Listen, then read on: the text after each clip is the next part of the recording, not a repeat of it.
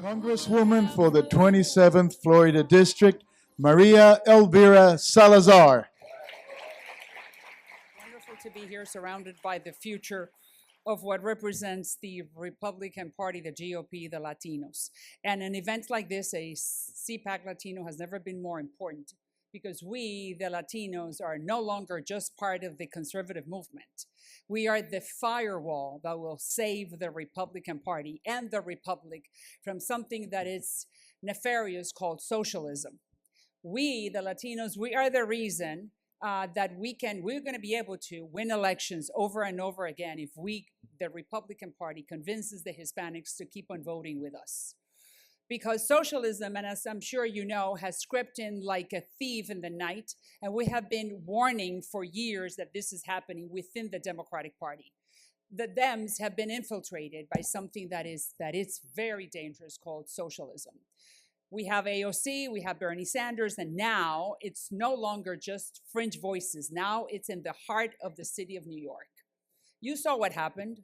Zoran Mamdani, a self-declared democratic socialist, just won the primary in the city of New York, fair and square. Just think about this. The biggest city in America, the heart of capitalism, of commerce, of freedom, of entertainment, of the arts, fell in the hands of a socialist. Let me be clear. It doesn't matter what word you put in front of it, whether it's democratic socialism, whether it's eco-socialism, whether it's pragmatic socialism, it's all the same. It's a disease. It's a fraud. It's beautiful in theory and it's miserable in practice. And what's coming for the New Yorkers is specifically that. You know, Mondami wants to run government, run groceries. Well, they're going to be completely empty. And he wants to replace the police for health unit administrators. Who are you going to call when someone is robbing you? He wants to defund the police fair and square, and that's impossible. And so for that reason, I think that I always call them that they drank the Kool-Aid, pobrecitos. They just drank the Kool-Aid.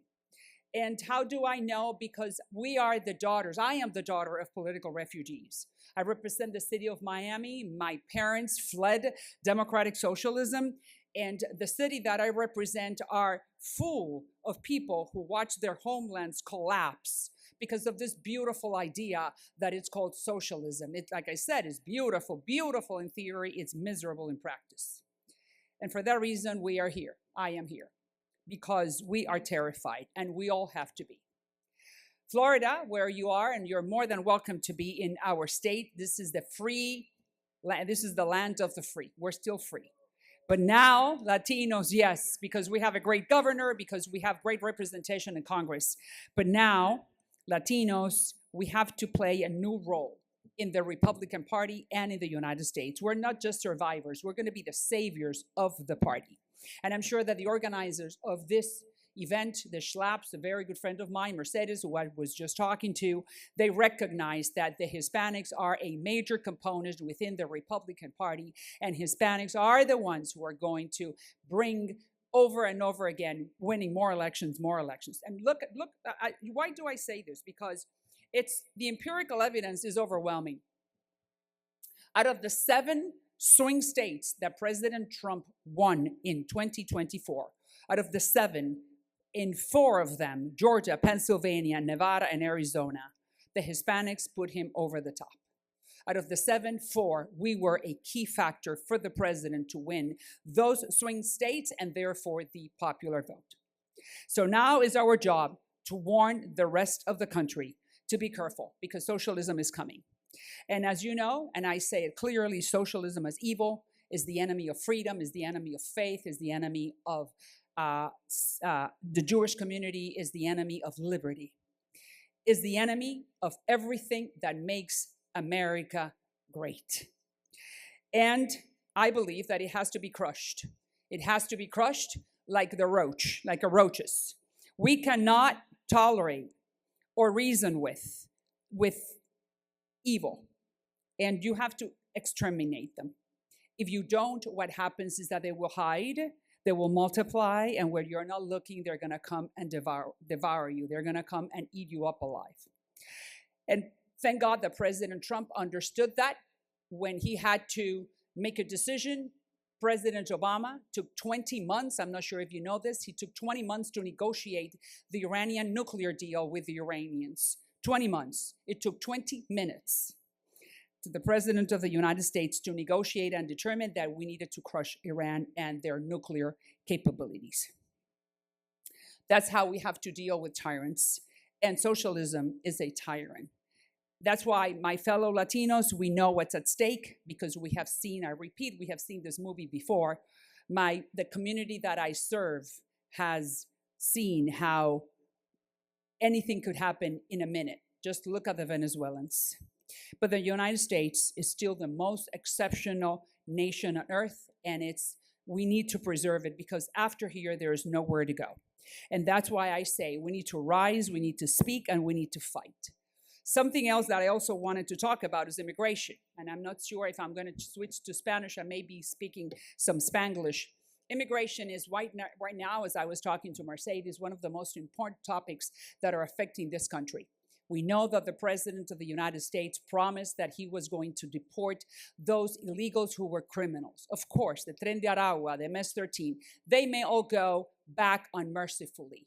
But we have to start a national conversation among ourselves, the Latinos, Republicans, conservatives, and the rest of the country, where we need to preserve those people who have been here for more than 5 or 7 years, who have been contributing to the economy, who are key factors in 3 sectors, construction, hospitality, and agricultural, which represents almost 20% of the economy of this country.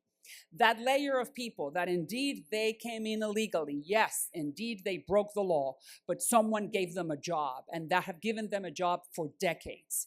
And those people have contributed and they have helped, while the other barons in construction, hospitality, and agricultural have also contributed, and they have also been able to profit from these people's labor. So let's create and present a Solomonic solution.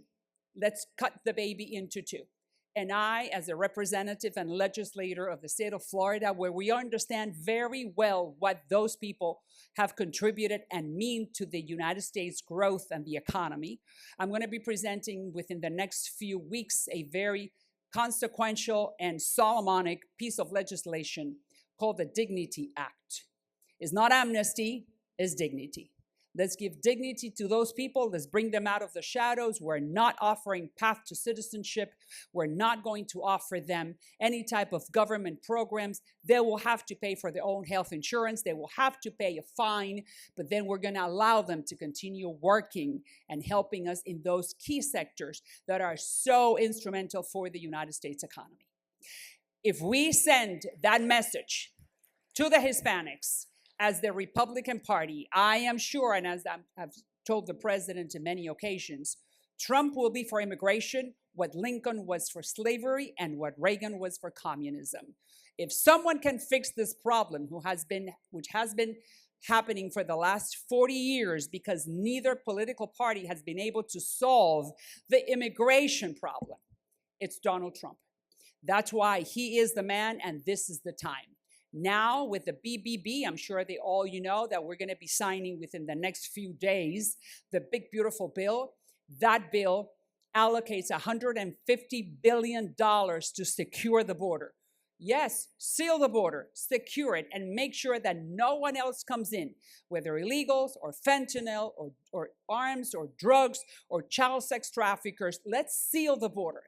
But once that is done, then we have to look back and we have to start this national conversation and then give some type of dignity to those people who have been here with no criminal record, who have been part of our communities, who are decent human beings, and then just incorporate them in a dignified life without amnesty, just dignity.